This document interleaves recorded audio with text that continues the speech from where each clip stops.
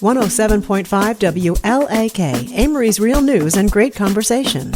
Here's your Daily News Roundup.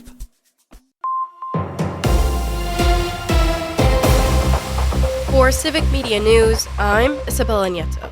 Today is Veterans Day, a time to honor all who've served. But did you know this national holiday has Wisconsin roots? Terry Barr explains.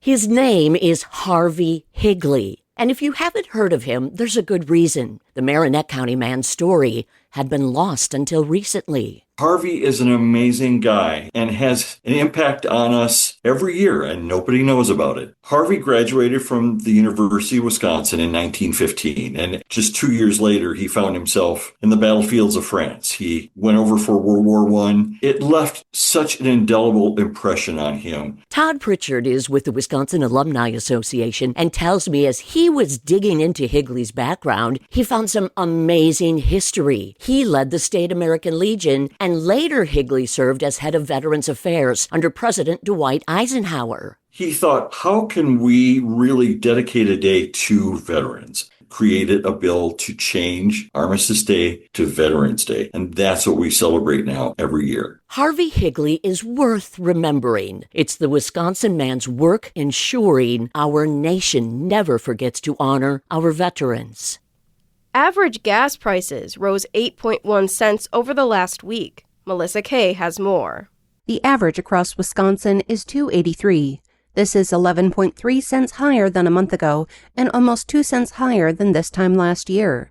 The national average also climbed a bit last week with an increase of 4.8 cents to land at $3.03 per gallon.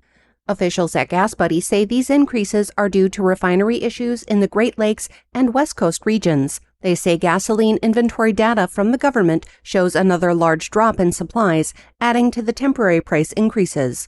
I'm Isabella Nieto for Civic Media News. The Packers lose to the Eagles. Hi, I'm Mike Clemens with sports from Lambeau Field, where the Packers folded 10-7 to the Philadelphia Eagles. For a second week in a row, Green Bay's offense failed to generate enough points. Quarterback Jordan Love. Got to get back to the drawing board. Same thing as last week, get back to the film session, trying to find ways to figure out what we're not doing as well right now, what's kind of keeping us in a funk and not letting us kind of get into a rhythm. Packers head coach Matt LaFleur asked if he's concerned about his future. You don't have a long-term extension. With the way things have gone this season, do you think you're coaching for your job there? I'm not. I'll leave that for everybody else to decide. I'll just focus on the day-to-day, and I feel like you're always coaching for everything in this league. Packers center Elton Jenkins left the game in the second quarter after fracturing a bone in his lower leg. NBA, the Bucks beat the Mavericks 116-114 in Dallas. They play the Hornets in Charlotte tomorrow night. With sports, I'm Mike Clemens.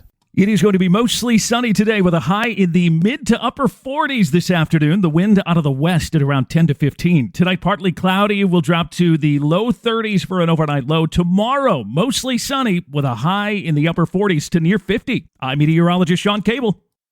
That's your Amory News Roundup from WLAK. Find more news anytime at WLAKradio.com. Subscribe to this podcast on Spotify, Apple, or wherever you find your podcasts.